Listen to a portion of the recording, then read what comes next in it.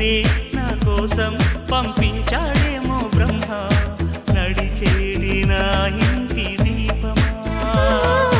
నీతో సావాసం పండించింది నా జన్మ నూరేళ్ల నాలో సట కుంకుమ వెచ్చని శ్వాసల యౌవన గీతికి పల్లవి నువ్వంట పచ్చని ఆశల పువ్వుల తీగకి పందిరి నీ జంట మనవిగి కౌగిలి తన కోవెలని కొలువుండి పోవాలని చేరింది ప్రేమ